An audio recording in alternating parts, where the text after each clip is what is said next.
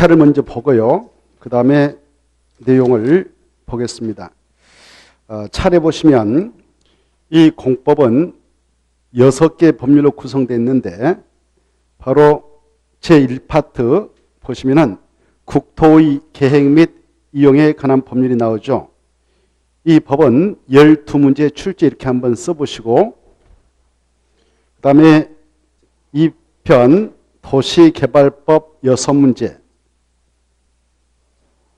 3편 도시 및 주거환경 정비법 6문제 4편 건축법 7문제 5편 주택법 7문제 6편 농지법 2문제 출제 이렇게 써놓으십시오. 그리고 부록에는 올해 29회 기출된 기출문제를 여러분들이 공부하시면서 참고하시라고 자세한 해설하고 문제를 그대로 수록해 놓고 있습니다.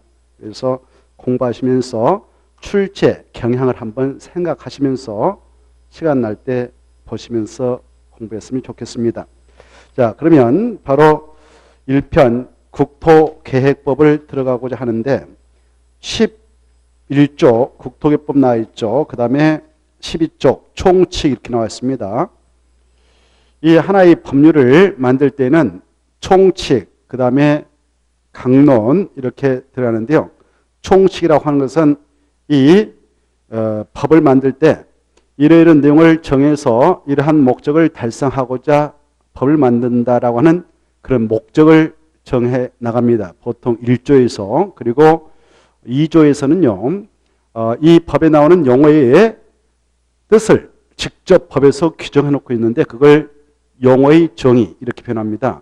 이런 두 가지 목적하고 재적 목적하고 그리고 용어의 정의는 그 법 전반에 그 영향을 미치는 부분이라 해서 총칙 이렇게 표현합니다. 참고하시고요. 그래 이 모든 법을 개별 법률을 만들 때는요. 반드시 목적을 정합니다. 목적, 이러이러한 내용을 정해서 이러한 목적을 달성하고자 이 법을 만든다, 만들체 정한다. 이걸 제정을 합니다. 그러한 목적을 꼭 규정해 놓고 있는데 이 목적은 꼭 자주 읽어두실 필요가 있어요. 같이 이따 보겠습니다. 그리고 각각의 법률에서 바로 등장하는 용어들 있지 않겠습니까? 그 용어의 뜻을 직접 각 법에서 풀어서 규정해 놓고 있는데 그걸 용어의 정의 표현해서 우리가 살펴보게 됩니다. 이 용어의 정의는 각각의 법률을 공부할 때 가장 중요한 내용을 이루고 있기 때문에 용어의 정의는 시간 날 때마다 자주 읽어보시고 또 익숙하게 해 나가도록 하기 위해서 자주 써보는 것도 좋습니다. 그 우리 국토계획법에는 21개 용어의 뜻을 직접 규정해 놓고 있습니다. 그 광역 도시계획부터 넘어가서 보면 기반시설 설치 비용 이렇게 되어 있잖아요. 이걸 21개로서 정리해 놓고 있습니다. 이러한 용어의 정의 나오고 그 다음에 이제 넘어가서 보시면 16페이지에 계획이 나옵니다. 이 계획은 국토 전체를 대상으로 하여 국토라고 하는 것은 토지 아닙니까? 그래서 토지에 대하여 수립을 해 나가고 있는데 그래서 이 계획들을 토지 이용계획이라 하고요. 이 계획을 수립할 때는 공익 실효를 해 나가는 주체인 행정청에서 수립해서 시행합니다. 그래서 이 계획들을 다 묶어서 행정계획이라 합니다. 이런 행정계획의 종류가 여러 개 나옵니다. 뭐 국가계획도 나오고요. 그 다음에 도시 군계획도 나오고 광역 도시계획 뭐 이런 것들이 쭉 나오죠. 이런 것들을 이 국토계획법에서 쭉 살펴나갈 예정입니다. 그래 이 계획을 또 행정청에서 수립해 나갈 때 그 수립권자, 수립 시 그 계획에 따라 포함시켜야 할 내용, 그리고 수립 절차 이런 것들을 이 법을 통해서 우리가 살펴볼 예정이고요. 넘어가서 보시면 한참 넘어가서 보시면 어디로 보시냐 55페이지가 나올 겁니다. 55페이지 보시면 용도지역, 용도지구, 용도구역 나와 있죠. 이 토지의 쓰임새, 그때 용자가요, 쓸용자입니다. 쓸용. 이 국토, 전국에 있는 토지를 국토라 합니다. 이 토지의 쓰임새를 바로 이 땅은 주택용지로 써도 된다. 이 땅은 상업용지를, 이 땅은 공업용지, 공장용지, 이 땅은 보존하면서 이용을 해라. 이렇게 토지의 쓰임새를 정해 나가고자 이 지역, 지구, 구역제를 부어서 토지 이용의 규제를 해 나가고 있습니다. 이 용도 지역이 그 명칭이 여러 가지 나오죠. 이러한 용도적 종류, 그리고 그 지정권자, 그리고 지정을 해 놓으면 각각의 지역, 지구, 구역별로 토지용의 제한을 가하게 되는데, 그러한 내용을 이 국토개법을 통해서 우리가 살펴볼 예정이고요. 이 세 가지는 서로 관련이 있습니다. 용도지역, 용도지구, 용도구역은 용도지역 위에다 써보세요. 1차 이렇게 써보시고 한번 1차.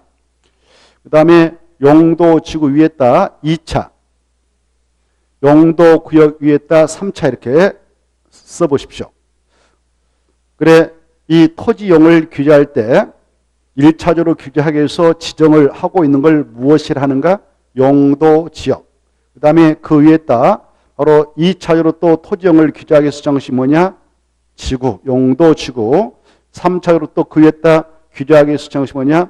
용도구역이다. 이렇게 가볍게만 일단 느낌으로 체크해 보시고, 그래, 이 용도지역, 용도지구, 용도구역이라고 하는 것은 토지에다 지정해서 바로 토지 이용할 때, 야, 이 지역은 이러한 용도의 건축만 건축해. 이 지역도 이러한 건축만 건축해. 이렇게 건축으로 건축 시 그 종류를 각각 달리 허용해서 규제해 나가고자 이런 지역, 지구, 구역지를 두고 있습니다. 자, 그러한 것들을 이 국토개법을 통해서 우리가 공부를 할 것이고요. 이 공인중개사인 중개업자가 되었을 때는 이런 것들은 아주 기초적이고, 이것들이 토지의 문제를 다룰 때는 정말 중요한 내용이 되겠습니다. 토지와 관련된 내용을 공부할 때는 이것들이 가장 중요해요. 그래, 넘어가서 보시면은 56페이지 이 용도 지역의 종류로서 명칭들이 나오지 않습니까? 도시, 지역. 그 다음에 오른쪽 넘어오면 관리 지역. 밑에 농림 지역. 넘어가서 보시면 자연환경 보존지역 이렇게 보이죠? 크게. 이런 것들을 우리의 토지에다 지정합니다. 명칭, 도시지역, 관리지역, 농림지역, 자연환경 보존지역 이런 것들을 용도지라 하거든요. 그리고 다시 앞으로 가서 보시면 도시지역은요. 다시 주거지역 줄 거 봐요. 또 밑에 상업지역 줄 거 봐요. 흔적을 남겨보십시오. 그리고 공업지역 탁탁 건너뛰면서 녹지지역 이 네 개를 묶어보십시오. 주거지역, 상업지역, 공업지역, 녹지역 있죠. 이 네 개 용도지역은요. 도시적 안에 있는 토지를 다시 잘게 쪼갭니다. 이렇게 쪼개서 야, 여기는 주거지역이다. 여기는 상업지역이다. 여기는 공업지역이다. 여기는 녹지역이다 라고 무슨 지역에 있는 땅을 이렇게 쪼개서 지정을 하게 되느냐. 도시 지역에 있는 땅을 이렇게 쪼개서 지정을 해가지고 그 지역별로 토지용의 규제를 가하고 있습니다. 주거지역으로 지정되어 있는 땅은 주로 어떤 용도의 건축물을 건축해 나가도록 규제할까요? 주택이죠. 주택. 상업적으로 지정이 되어 있는 땅에서는 주로 어떠한 건축물을 건축하도록 규제할까요? 산과 건물이겠죠. 공업지역은 무슨 건축물을 건축하도록 하겠습니까? 공장 이렇게 느낌이 와야 돼요. 녹지역은 바로 풀밭, 나무 잘 자도록 해서 바로 녹색지대로 유지하겠다. 그 말은 개발되도록 못하고 식물들 잘 자라도록 보존하겠다라는 그런 지역으로 지정해서 규제를 해버립니다.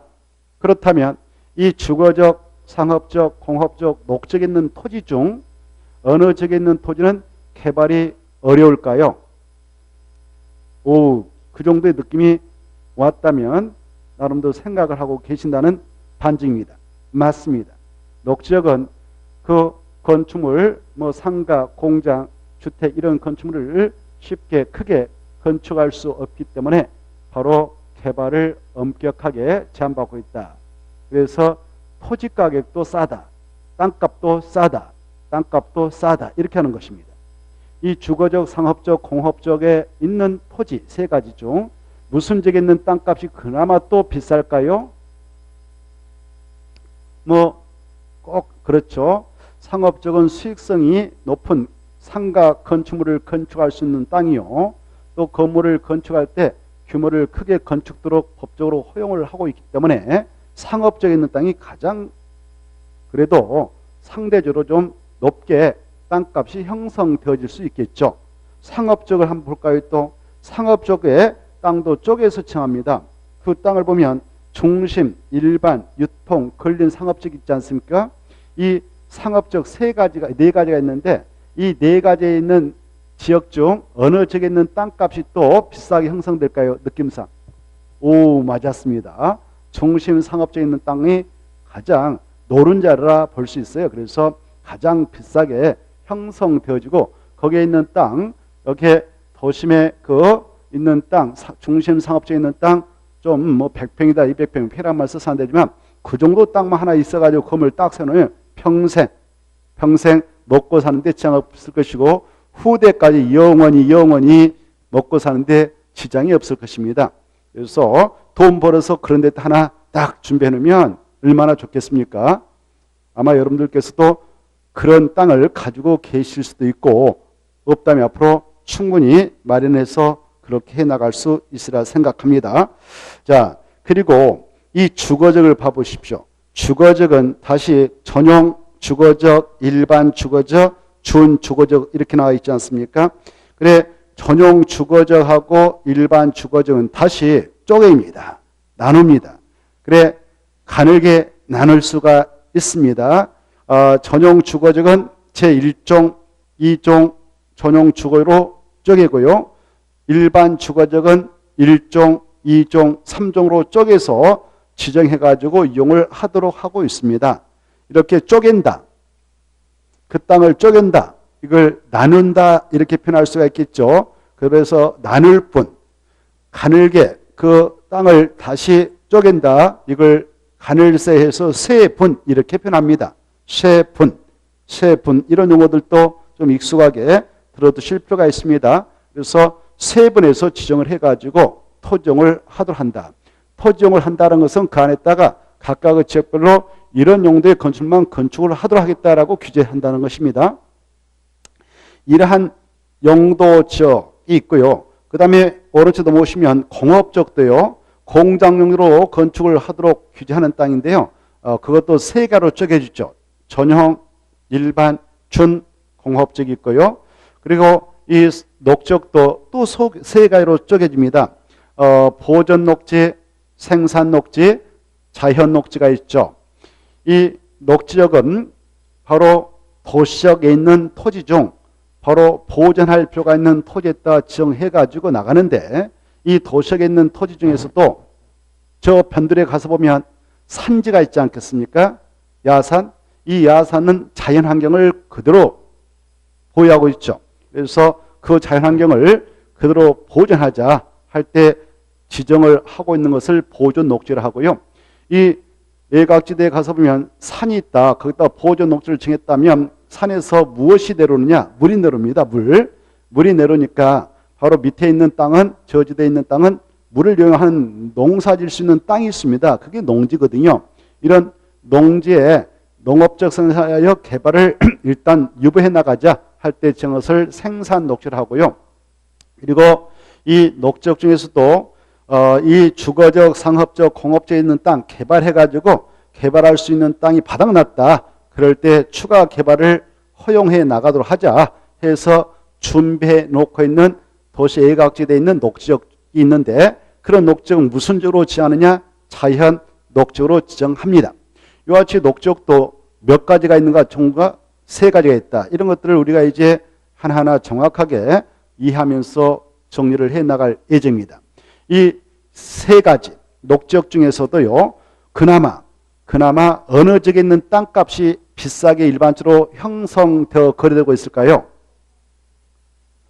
생산 목적은 이 도시 안에 있는 변두리 지역의 땅 중 농지에다 칭한다고 그랬죠. 근데 농지에다 칭하니까 일단 건축하기가 쉽지는 않습니다. 그래서 생산 목적보다도 그 옆에 있는 자연 목적이 좀 비싸게 형성되어져요. 그래서 자연 목적은 일단 도시역 내에 있는 토지로서 보존할 필요가 있는 지역에다 정을 하긴 하나 불가피한 경우에 하나여 제한적인 개발을 허용하자 해서 정한 땅이거든요. 그래서 이 세 가지 녹적 중에서도 무슨 녹적이 일반적으로 가격 형성면에서 높게 형성되는가? 자연 녹적이다. 이런 안목을, 이런 느낌을 우리가 이제 습득하기 위해서 배워서 알고자 하고자 알아나가기 위해서 이렇게 우리가 이 공부를 하는 겁니다. 그래 세 가지 녹적 중에서도 무슨 녹적이 그나마 법적으로 개발이 쉬워져서 바로 땅값이 높게 형성되지는가? 자연 녹적이다. 이렇게 여러분이 이러한 내용을 가지고 중개업을 수행해야 중개어른이 여러분한테 믿음을 가지고 자주 찾아와서 다시 부탁하고 중개를 의뢰하지요. 그런데 이 세 가지 녹적 중에서도 바로 생산 녹적이 자연 녹적보다 훨씬 좋다. 개발하기 쉽고 투자하면 나름대로 땅값이 많이 올라가니까 여기다 투자해봐라. 그러면 좀 그건 잘못된 권유라 할 수가 있겠죠. 그리고 이 도시역 밖에 있는 땅들 이제 세 가지로 다시 쪼개집니다. 관리적이다, 농림적이다, 자연환경 보존적이다. 이렇게. 그거 보면 관리적이 나와 있죠. 농림적이 나와 있죠. 그 다음에 한 장 넘어가서 보면 자연환경 보존적 이렇게 나오죠. 이와 같이 이 지역들을 도시역이 아닌 지역에다 정하니까 비도시역에 있는 땅에다 정한다 이렇게 표현합니다. 이 관리, 농림, 자연환경 보존적 중에서 바로 무슨 지역에 있는 땅이 일반적으로 또 아주 나름대로 비싸게 형성되어서 거래되고 있느냐? 관리적은 다시 몇 가지로 쪼개집니까? 세 가지. 이 세 가지가 무엇이냐? 그러면은 보전관리적, 생산관리적, 계획관리적 있다 이렇게 돼 있죠.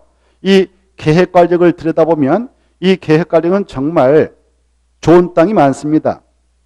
투자 목적 가지고 땅을 사게끔 중개사가 권유할 때는 도시적이 아닌 땅 중에서도 계획관리적이 괜찮습니다. 욕 얻어먹지 않습니다. 그래서 계획관리적은 바로 거기에다 투자해 놓으면 땅값 상승이 높으니까 괜찮습니다. 이 계획관리적은 곧 비도시역에 있는 땅이지만 도시로 편입이 예상되는 땅에다 행정처에서 지정을 해놓고 있거든요.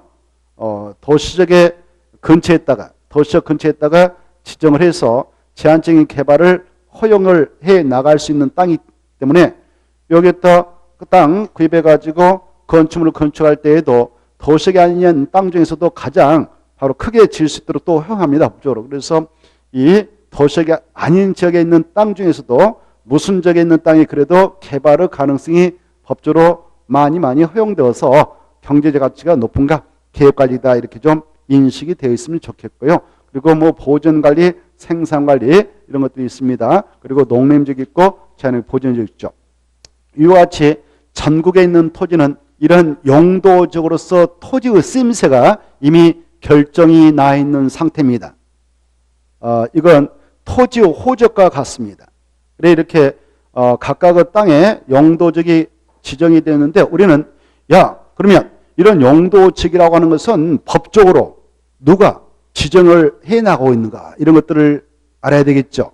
법적으로 이걸 누가 지정하는가, 지정할 때는 어떠한 절차를 거쳐서 지정하라는가 이런 것들 지정을 하게 되면 그 위치를 바로 파악할 때 그 경계를 파악할 때 도면을 통해서 확인을 하게 되는데 그 도면을 무엇이라는가 지홍도면을 한다 이런 것들을 우리가 앞으로 공부를 할 것입니다. 그리고 각각의 용도적이 지정이 되었다라고 할 때 각각의 용도적에는 어떠한 유형의 건축물을 건축하도록 규제해버리는가 이런 것들을 우리가 알고 있어야 중개어른이 바로 물어보면 바로 확실하게 확인해서 답을 해 줄 수 있는 능력이 있어야 되겠는데 그런 능력을 배양하기 위해서 이 공법을 공부를 하죠. 그런 내용은 이렇게 넘어가면 61페이지에 그 내용이 있습니다. 61페이지 보시면 용도 지역별 건축 제한 이렇게 나와 있지 않습니까? 자, 그래 이건 실무적으로 상당히 중요하겠죠. 여러분이 땅에 대한 관심을 가지고 있다. 아직 중개사가 되어 있지 않지만 땅에 대한 관심을 가지고 바로 이 땅 하나 사서 투자 목적을 하나 가지고 싶다. 그때는 이걸 정확하게 알고 계시면 아주 도움이 많이 된다 하겠습니다. 그래 각각의 지역별로 이러한 용도의 건축만 건축도로 규제를 해놓고 있거든요. 그때 여러분이 건축물 똑같은 건축물을 건축해 놓는다 하더라도 남도 수익성 있는 건축물을 건축해야 돈벌이가 되지 않겠습니까? 그럴 때 야 내가 이런 건축물을 건축하고자 하는데 여기에 있는 땅을 사둘 때 그걸 건축할 수 있을까? 이걸 법적으로 정확하게 알고 싶을 때는 이 표로서 체크하면 되는 것입니다. 이 표로서. 그래서 이 표는 실무적으로 아주 중요합니다. 그래 제1종 전용 주거지에 있는 토지가 있다 그러면 박스 안에 있는 것들만 법적으로 건축을 할 수가 있는 것입니다. 박스.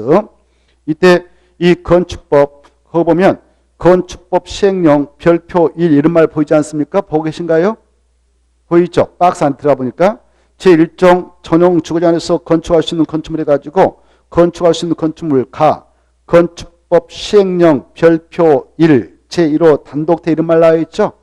이 건축법 시행령은 우리가 다음에 또 건축을 통해서 공부를 해나갈 예정인데 참고로 거기다 한번 그 내용을 써 놓으실래요? 자, 거기다 건축법 시행령 별표 1 거기다 줄 거 봐요. 줄 것 따면 거기다 427페이지 427페이지 그렇게 써 놓으십시오. 427페이지부터 434페이지 이렇게. 그래 이제 궁금하시면 댁에 가서 혼자 또 책 볼 때 궁금하시면 거기에 다음에 우리가 다 공부합니다만은 건축법 시행령 별표 1이라는 것은 그걸 의미한다 이렇게. 자, 이 표로 각각의 용도지별로 건축할 수 있는 건축물을 우리가 체크할 수가 있게 되는 것입니다. 그리고 거기 61페이지 보시면 용도지별 건축 제한 해가지고 법 제76조 제1항 보고 계신가요? 가로 안에 저 위에 셋째 줄 제일 위에 셋째 줄 가로 안에 보고 계시죠? 그때 법은 무엇을 약자할까요? 지금 우리는 무슨 법을 공부하고 있냐? 자, 봐보세요. 그 페이지 이렇게 양쪽 페이지가 딱 놓이잖아요. 그러면 짝수 왼쪽 페이지 봐봐. 60페이지 보면 제일 밑에 해가지고 국토의 계획 및 연한 법률 보고 계신가요? 제일 밑에 조그만 페이지 옆에 왼쪽 페이지 왼쪽에 그 국토의 계획 및 연한 법률 보이죠? 그때 거기다 법에다 또 맞춰봐요. 제일 밑에 법에다 또 맞춰요. 제일 밑에 국토의 계획 및 법률 할 때 법에다 또 맞춰요. 그때 이 다시 넘어오셔서 61페이지 용도지별 건축 제한에서 법 제76조 제1항 일때 법은 지금 우리가 보고 있는 그 법을 말하는 거다. 그때 법은 국토의 계획 및 연한 법률이다 이렇게 이해되죠? 그래 그 법률 76조 1항에 근거하여 이 표가 등장하고 이 법률에서 이음해가지고 대통령으로 이 표를 규정해 놓고 있는데 그 옆에 보면 0 제71조 제1항 이렇게 돼 있지 않습니까? 그때 0은 거기다 또 나와쳐 보세요. 0은 시행령 이렇게 써봐요. 시행령 가로 안에 위에서 셋째 줄.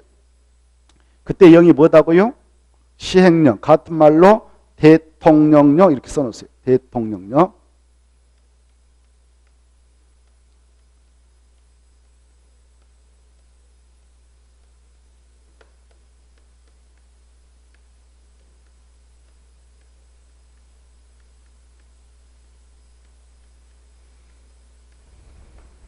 이렇게.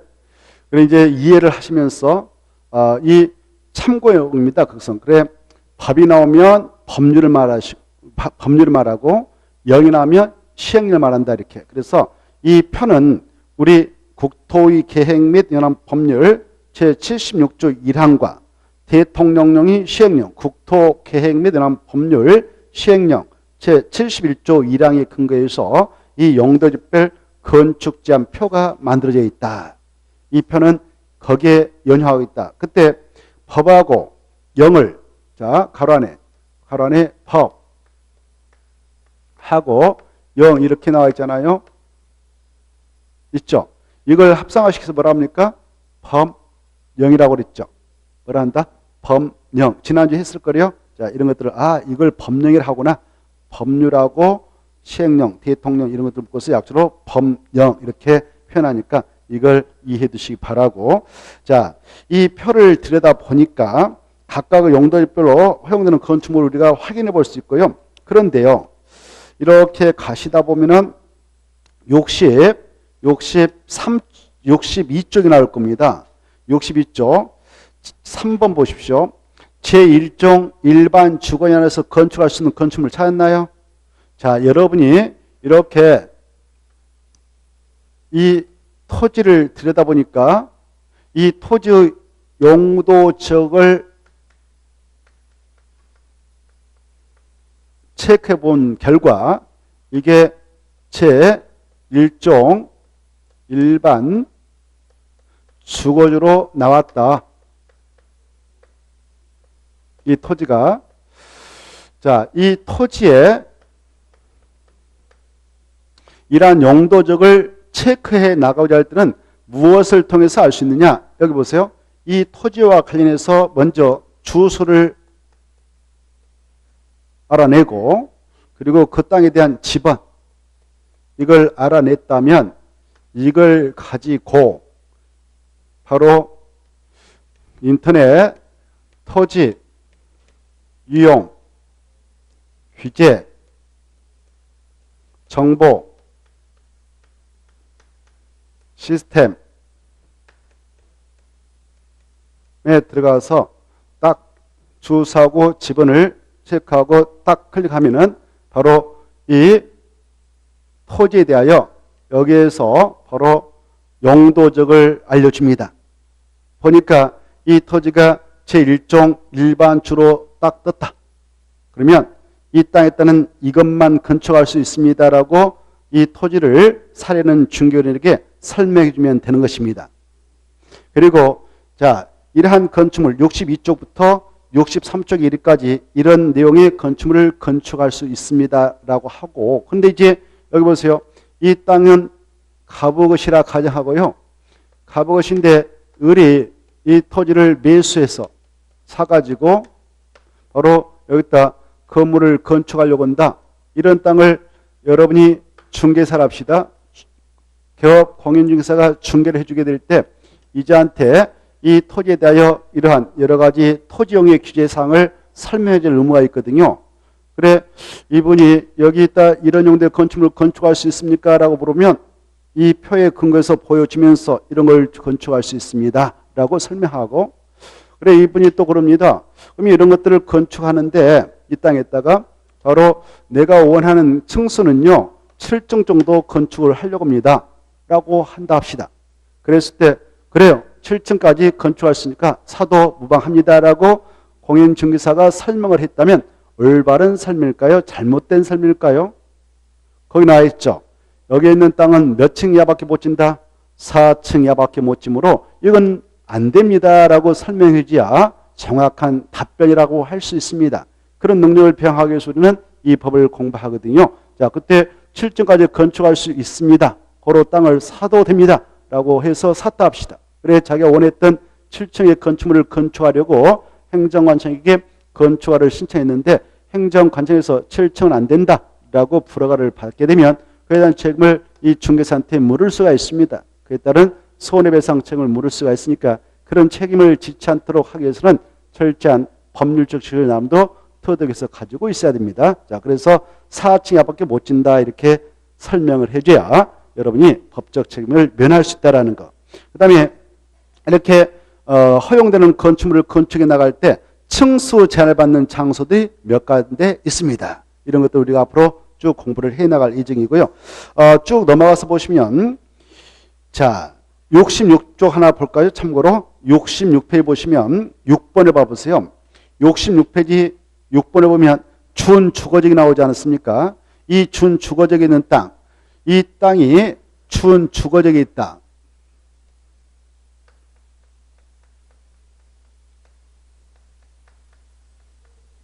준주거지에 있는 땅에 따는 이래는 건축물을 건축할 수 있습니까? 라고 중개어린이 물어보면 이 표를 가지고 설명해 드리면 되는데 여기 있는 표 66페이지 6번 보시면 이 준주거지 안에는 이런 건축물을 건축할 수 있습니까? 없습니까? 라고 되어 있습니까?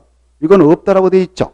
아까는 있는 걸 규정하고 있었는데 여기는 없는 에다 또 맞춰봐요. 없는 에다 맞춰봐요. 그래 이 박스 안에 있는 이것이 아니면 건축할 수 있습니다. 이것이 아니면 건축할 수 있습니다. 이렇게 하는 거예요. 그래 없는 건축물이 있는데 이것이 아니면 건축할 수 있고 이것만은 안 됩니다. 이렇게 여기는 그렇게 설명을 해줘야 된다. 그런 장소가 준주거지하고 상업적 오른쪽 봐보세요. 7번 상업적도 없는 에다 체크해봐요. 없는 넘어가서 또 상업적 일반 상업적도 있죠. 없는 유통상업적도 없는 그 다음에 10번 근린상업적도 없는 이렇게 상업적이 4가지가 있습니다. 4가지 모두 다 없는이 있습니다.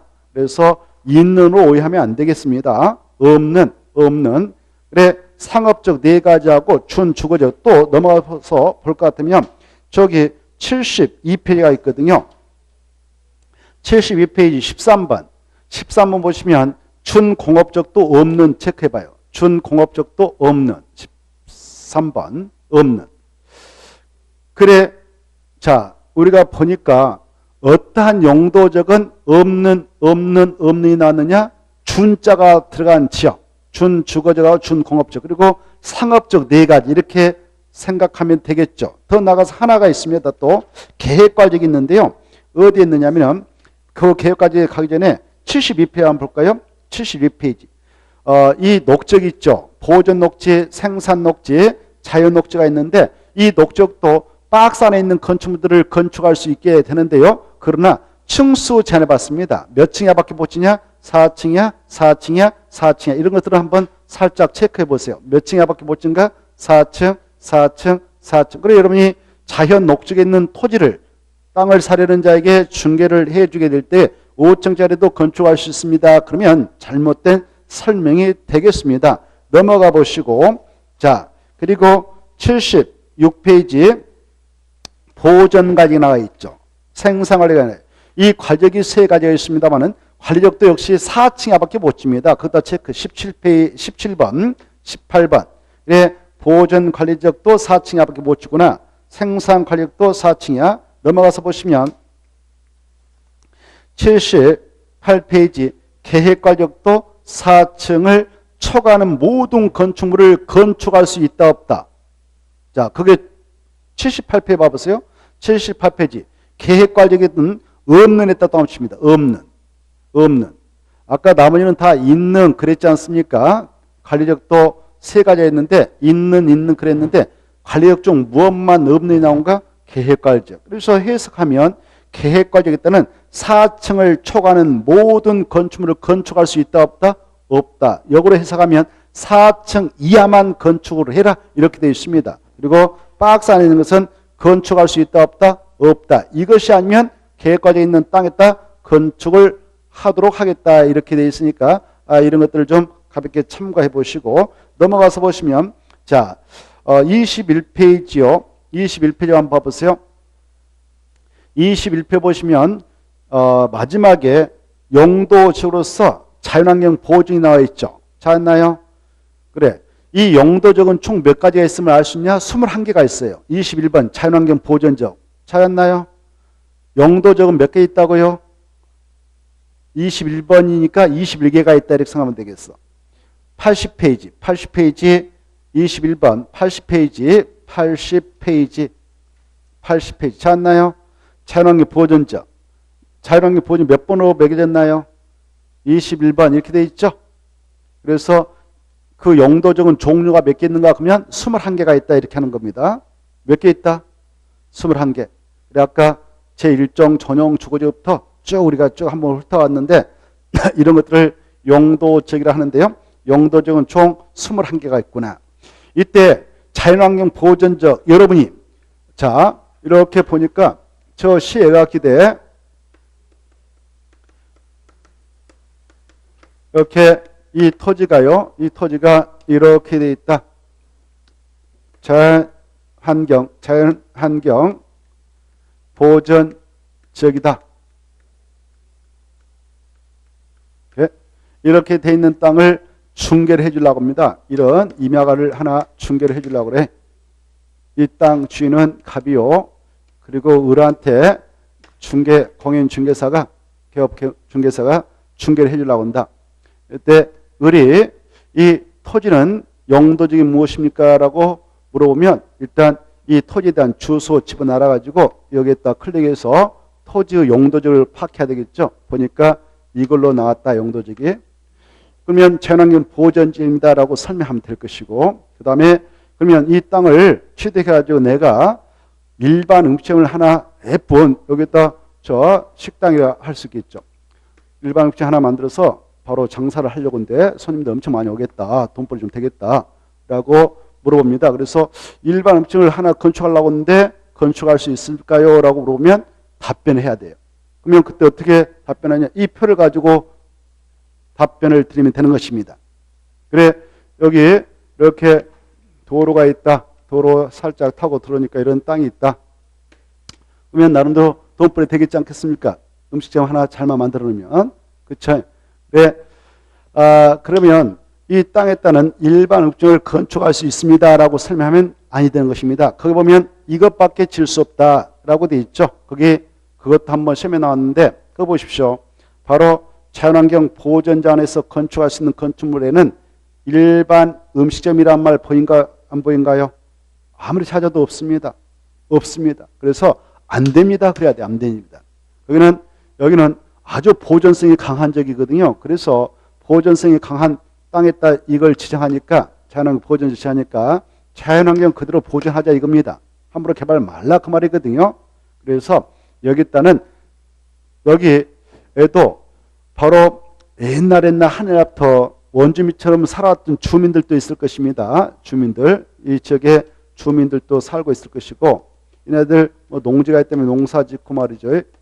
이렇게 산에서 버섯 따다가 팔아먹고 있고, 이렇게 원주민들이 살 수도 있는데, 그네들에게 정말 필요한 게 뭐가 있을까요? 의식주가 필요하지 않겠습니까? 의식주. 그쵸? 그래서 옷은 다 입고 살 것이고, 식도 나눔도 해결될 것이고, 문제는 주택이죠. 그래서 이네들에게 정말 필요한 것은 주택이니까 주택은 허용하겠다 이렇게 하고 있어요. 그것도 농업인의 지위를 가지고 있는 사람들, 농지법상 농업인의 지위, 그리고 또 바로 어촌어항법에 따른 어업인의 지위를 가지고 계신 분들, 그런 분들의 그 주택은 필요하니까 농가주택하고 어가주택, 이걸 농어가주택이라 합니다. 농화주택인 단독택만 주택은 허용하겠다 이렇게 규제를 해버리는 것이죠. 그래 여러분이 여기 도심이다 들어봐요. 도심이다 그러면 여러분은 농민도 아니지 않습니까? 여러분이 여기다 주택을 지겠다고 하고 여기가 무슨 군적이다 그러면 군수한테 건축허가를 신청하는데 건축허가를 내주지 않습니다. 거기 농민의 지위를 가지고 있고 어민의 지위를 가지고 있는 자로서 그 자들이 살기 위한 주택을 지겠다 그러면 그네들은 건축허가를 내주지만 우리 도심에는 내주지 않습니다. 자, 그리고 이네들 바로 아이들 낳으면 초등학교 멀리 있으면 보낼 수 없잖아요. 그래서 초등학교는 애들 7살, 8살에 학교 들어가니까 바로 초등학교는 가까이 있어야 된다 해서 초등학교는 허용하겠다 이렇게 하고 있습니다. 그러나 수익성을 좀 올릴 수 있는 이런 일반 음식점 이런 것들은 절대 안 된다. 이렇게 규제해버리죠. 자연환경 보존인 땅은 법적으로 절대 일반 음식점은 건축을 허용하지 않습니다. 이러한 법적 지시를 터득해서 이런 내용을 체크해 나가고 있는 것입니다. 우리가. 자, 그래. 이것도 한번 시험에 나왔어요. 자연환경 보전자 안에서 건축할 수 있는 건축물 찾아라. 이렇게. 답은 초등학교. 이렇게. 뭐다고요? 초등학교는 허용되는 겁니다. 있어 없어요? 80페이지. 80페이지 있죠. 그리고 오른쪽에 81쪽까지 연결되고 있지 않습니까? 이렇게 그 표가. 그래서 중학교는 될까 안 될까요? 안 됩니다. 왜? 들어보세요. 중학교 정도의 학생이라면 여기에다 굳이 중학교 건축하지 않고 읍내로 보내도 그네들 잘 갔다 올 수 있거든요. 자전거 한 대 사주면 갔다 올 수 있는 능력이 있거든요. 그렇죠? 그래서 중학교, 고등학교, 대학교는 안 되고 초등학교. 이 공법에서 초등학교는 아주 중요합니다. 초등학교는 꼭 각인해 주세요. 무엇은 중요하다고요? 초등학교 문제는 아주 중요해요. 왜? 바로 모든 우리 국민들 어느 시절부터 학업에 이제 몰입하기 시작하냐, 우리 진입하기 시작하냐, 초등학교 1학년부터 들어가잖아요. 인생이 그때부터 살살 이제 결정되어지는 것입니다. 이 애는 공부로서 승부를 걸 수 있겠다, 아니면 다른 일을 알아봐야 된다, 이런 것들이 초등학교 때 결정 나거든요. 그래서 또 초등학교 애들은 바로 나이도 어립니다. 그래서 뭐 자전거를 사줘가지고 오토바이를 승용차로 사줘가지고 혼자 등하교 해봐라, 이렇게 할 수 없습니다. 너무 머니까, 멀 때 학교가. 그래서 초등학교는 도보로 애들이 다닐 수 있는 근거리에 가까운 곳에 있어야 되기 때문에 비록 보존성이 센 지역인 자연환경 보존지만 초등학교는 허용하겠다, 이렇게 하고 있는 것입니다.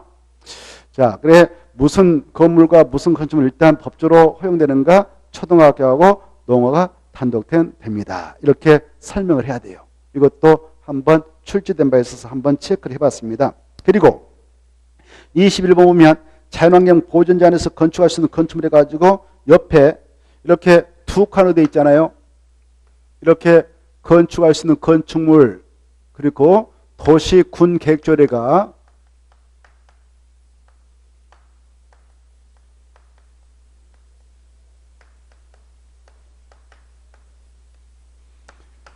정함에 따라 건축할 수 있는 건축물이 이렇게 되어 있죠. 자, 여기 앞에 있는 것은 0에서 허용하고 있는 겁니다. 0은 우리 아까 국토의 계획 및 법률 시행령에서 허용하고 있는 것이 이거예요. 이거.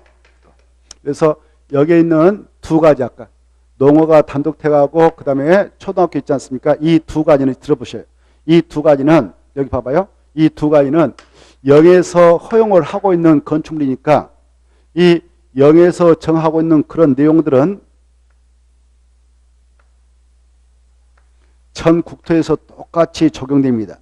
그래서 이 땅이 서울특별시 안에, 아니 경기도 안에 있다, 아니 강원도 안에 있다, 아니면 경상남북도 안에 있다, 뭐 충청남북도 안에 있다, 전라남북도 안에 있다, 저기 제주특별자치도 안에 이런 땅이 있다. 그러면 이 자연환경 보존지역에서는 이 내용, 두 가지 내용은 시행령에서 허용을 하고 있기 때문에 모든 국토 대 자연환경 보존에 똑같이 허용됩니다. 그런데 여기에 조례가 정함에 따라 건축할 수 있는 건축물 이 칸은요, 바로 조례에서 허용하고 있으면 건축이 가능하고 조례에서 허용하고 있지 않으면 건축 못한다, 이렇게 이해를 할 줄 아셔야 돼요. 이 조례는 어디서 만들까요? 지방의회에서 만든다고 그랬죠, 지난주에. 그렇죠? 지방의회에서. 그래, 이 조례에서 또 허용을 해 나갈 때 지방의회에서 야, 자연환경 보존장 안에서 이걸 건축해도 되는데 허용을 해 나갈 수 있는 범주를 여기다 딱 설정하고 있어요. 가, 나, 다, 라, 마, 다, 사, 아. 이것만 조례로 허용할 수 있지 이것을 벗어나서 조례로 허용은 못한다. 이때 이 조례는 지방, 각각의 지자체, 지방자치단체 내에 있는 지방의회에서 그 규범을 만드는데, 그래 이 땅이 자연환경 보존지긴 하나 이 땅의 소재지가 바로 대전광역시다. 대전광역시의 저 변두리에 이런 자연환경 보존지역 땅이 편입되어 있다. 그때는 일단 이 안에 있는 땅에 따른 두 가지는 일단 법적으로 허용되죠. 초등학교는 건축이 가능하고 그리고 농어가 단독택도 일단 건축이 가능합니다. 그런데 오른쪽 칸에 있는 것, 도시군계획조례가 정함에 따라 건축할 수 있는 건축물은 다 되느냐? 아니다. 이 대전광역시 의회에서 만든 조례가 있는데 조례에서 허용하고 있으면 오른쪽 칸에 있는 것 건축할 수 있고 허용하고 있지 않으면 건축을 못한다, 이렇게 이해하셔야 돼요. 그래서 오른쪽 칸에 있는 것은 지자체에 대해 조례를 검토해야만이 전국적으로 허용 여부를 파악할 수가 있다, 이렇게 이해해 두십시오. 그리고 만약 이 토지가 강원도에 있다, 보세요. 강원도 내에 있다면 일단 강원도에 있는 땅이라도 자연환경 보존지역에 따르면 두 가지는 일단 법적으로 허용되죠. 자연환경 보존지역에 있는 땅은 무엇과 무엇을 일단 허용되냐? 초등학교하고 농어 단독택은 건축이 가능하죠. 그런데 오른쪽 칸에 있는 것들은 건축이 가능한가 불가능한가 이걸 검토할 때는 강원도 내에, 강원도 각각 강원도 원주시에 있는 땅이 4개, 그러면 원주시 조례를 봐야 되는 겁니다. 원주시. 이게 또 속초시에 있다. 강릉에 있는 땅이다. 그러면 그 지자체에서 맞는 조례가 있지 않겠습니까? 조례 내용까지 검토해야 전국적으로 오른쪽 칸에 있는 것들은 허용 여부를 파악할 수 있다라는 것. 조례를 이해해 두시기 바랍니다. 조례는 어디에서 만드는가? 지방의회. 이런 것들을 이해하고 계셔야 되겠죠. 자, 이때 이러한 건축물을 건축할 때에 여기다가 봐보세요. 여기다가 아까 자연환경 보존지역에 있는 땅 이렇게 만약 이렇게 구입했다 합시다. 돌하고 잡하고 있고 해가지고 하나 구입했어요. 그래 하나 샀는데 무엇은 아까 건축할 수 있다? 농어가 단독택이라든가 초등학교는 건축할 수 있다고 그랬죠. 그래 여러분이 이제 농어가 단독택을 지을 수 있다 라고 중개를 해준다 합시다. 그래 이제 여기 들어가서 농업을 영위하고자 하는 자가 농사 짓고자 하는 자가 이걸 샀어. 이걸 사가지고 농어 주택 지어서 농사 지면서 여기서 살려고. 근데 이 건축물을 건축할 때에 이제 법적으로 허용되는 건축물인데 규모의 제한을 받게 될까요? 마음대로 크게 건축하도록 또 허용해 버릴까요? 규모의 제한을 받게 되는 것입니다. 이때 이 땅을 쪽으로 확대해서 이렇게 이 땅을 정리해 가지고 건물을 짓 수 있는 대지로 만들었다. 돌하고 잡아도록 해 가지고 그때 이 평이란 말 써서는 안 되지만 평이란 말 써서는 이 한 필지가 지금 100평이다. 100평인데 이 농가 주택을 여기다 이렇게 건축해서 사용하려고 한다. 이렇게. 그랬을 때 이 밑바닥 1층의 밑바닥 이걸 건축 면적이라고 합니다. 건축 면적. 뭐라 한다고요? 건축 면적. 이 면적을 이 크게 해가지고 할 수 있냐? 이 면적을 규제하겠다. 이 대지 면적 100평이라고 이 곳에서 확보할 수 있는 이 건축 면적은 이 정도가 최고다라고 규제하는 게 있어요. 이걸 뭐라고 하냐? 건폐율 이렇게 표현합니다. 뭐라 한다? 건폐율. 뭐라 한다? 건폐율. 여기 보세요. 이것만 하고 쉬었다 하죠. 미안한데. 건폐율. 이때 이 폐자가 무슨 폐냐면은 덮을폐예요. 여기 봐봐요. 덮을폐 여기 들어봐요. 덮을폐 건축면적. 이 건축면적으로서 이 대지를 덮을 수 있는 비율 이걸 건폐라 합니다. 즉 대지 면적에 대한 건축면적 비율을 건폐라 하는데 대지 면적에 대한 건축 할 수 있는 면적의 크기. 그래 이것을 건폐율 제도를 하고 그래요. 여기 보세요. 이때 이 건폐를 적용하도록 규제버립니다. 이 대지에 건폐를 최대한도는 야 자연환경 보존하면 이것만 허용하겠다 이렇게 딱 규정하고 있어요. 자연환경 보존적 안에 있는 대지에다 건축물 건축할 때는 건폐를 최대한은 최고 얼마냐? 20% 이하다라고 규제해 놓고 있습니다. 그렇다면 여기 대지 면적이 100평이라면 여러분이 이 땅 주인이다 그러면 아무리 돈 많다 그래 건축 면적을 크게 해서 넉넉하게 좀 생활하고 싶다 여기 들어와서 그럴 때 그렇게 하지 못하고요. 이 건축 면적은 아무리 크게 한다 해도 몇 평이 최고일까요? 오 그래 20평. 근데 20평은 너무 좀 비좁다. 좀 그렇다. 20평이 좀 비좁다. 이걸 좀 40평으로 키우고 싶다. 건축 면적을. 그러면 대지 면적을 더 크게 확보해야 되겠죠. 200평으로 잡아야 되겠죠. 그래야 200평에 20%가 바로 40평 나오지 않습니까? 그쵸? 이와 같이 엄격하게 건축할 수 있는 건축 면적을 규제해버리는 것입니다. 그래서 20평만 쳐라 100평 대비 20평만 건축 면적 확보해서 규치고 나머지는 빈 땅으로 나눠라 이렇게 하고 있습니다. 그리고 이제 여기에다가 건물을 지는데 100평 있다 건축 면적 20% 적용되어서 20평 자꾸 올리는데 여기다 또 봐보세요. 야 그러면 이것만 규제했다라고 가정할까? 그러면 또 이 친구가 막 올려버린단 말이에요. 이렇게 20평 자꾸. 그래서 완전히 전망대를 만들어가지고 하늘을 솟구치게 만든다 합시다. 이걸 허용할까요? 이걸 하지 못하고 또 규제할까요? 이걸 또 규제해버리는 겁니다. 이걸 규제하기 위해서 야 이게 건물의 얼굴인데 이렇게 드러난 시에 건물 얼굴인데 이 얼굴의 크기도 규제하겠다. 이걸 얼굴 용자, 그래 쌓아서 건물을 올린데 쌓을 적자에서 이걸 적용해라 이렇게 합니다. 그걸 용적률이라 하는 거예요. 용적률. 그래 건물을 층층이 쌓아서 올릴 수 있는 규모를 규제하겠다. 이걸 뭐라 한다고요? 용적률. 들어봐. 용적률. 그래 용적률은 이것의 크기를 규제하겠다는 겁니다. 1층 이걸 바닥면적, 2층 바닥면적, 3층 바닥면적 이 크기를 규제해버리겠다. 이걸 뭐라고 하냐면은 각층 바닥면적 합계를 바로 이어서 쭉 플러스 한다, 합계한다, 이어서 쭉 합계한다, 이을연해서 연면적 이렇게 표현해요. 연면적. 뭐라 한다고요? 연면적.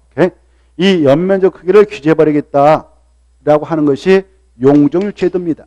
용적률 제도. 용적이라는 것은 이 대지 면적에 대한 연면적의 비율을 말하는데요. 곱하기 100%. 이렇게. 자, 이렇게 그래 만약 이 대지의 용적률이요. 바로 80%만 적용한다. 이 자연환경 보전적인 대지는 80만 인정하거든요. 80%를 허용한다. 그 말은 최대한도가 대지 면적 아까 100평 했다. 100평 했다면 100평 대비 연면적은 그것을 0.8배까지 올리도록 하겠다. 그 말이에요. 그러면 아무리 커도 80평이다. 80평. 그러면 아까 여기 20평 올린다 합시다.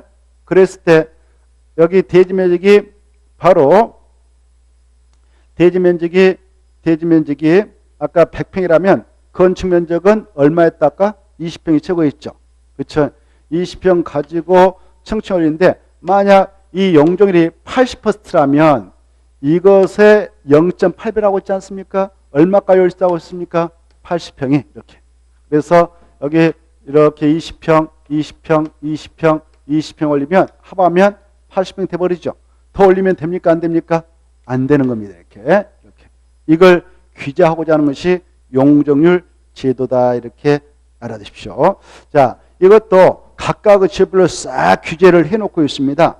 자, 그 내용을 우리는 이 82쪽, 83쪽 이 파트를 통해서 볼 수가 있죠. 이 83쪽 이쪽에 보시면 지역별로 쫙 나오지 않습니까? 보고 계시죠? 있죠? 이런 것들 우리가 이제 하나하나 우리가 공부를 해 나갑니다. 이 용적률하고 건폐율은 건축물을 건축할 때 적용되는 것으로서 이것은 땅값하고 직결되어 있어요. 땅값하고. 그래 건폐율과 용적률 수치가 크다. 그러면 땅값이 비싸다, 싸다? 비싸다. 그렇죠? 건물의 크기를 크게 할 수 있으니까. 수치가 적다 그러면 건축물의 크기가 적어지니까 땅값도 싸게 형성된다. 이렇게 이 표를 통해서 한번 생각해 보면 좋겠죠. 자, 아무튼 이 건폐율은 땅값하고 직결되어 있다. 이 건폐를 가장 많이 인정하고 있는 것이 중심상업적입니다. 오른쪽 페이지 보시면 중심상업전 90% 이렇게 되어 있죠. 용적률은 최대 1500% 이렇게 되어 있지 않습니까? 그래 이 상업적 중에서도 제일 비싼 땅은 어디에 있느냐? 중심상업적에 있다. 이렇게 표현하죠. 여러분이 중심상업적에 있는 땅, 대지 100평짜리 하나 샀는데 건축면적 얼마까지 확보할 수 있냐? 90평까지. 이렇게. 근데 아까 자연환경 보조지금 100평 샀는데 20평밖에 확보 못하는 것이죠. 이렇게. 그래서 땅의 쓰임새를 어때요? 적극 활용하지 못하니까 땅값이 싸게 형성될 수밖에 없다. 이렇게 생각해 보지 않을 수 없습니다. 자, 이런 것들 우리가 공부할 것이고 쭉 넘어가서 국토개법에 또 뭐가 나오냐? 잠시 쉬었다가 바로 91페이지를 펴놓고 잠시 쉬었다가 한번 살펴보도록 하죠. 쉬었다 하겠습니다.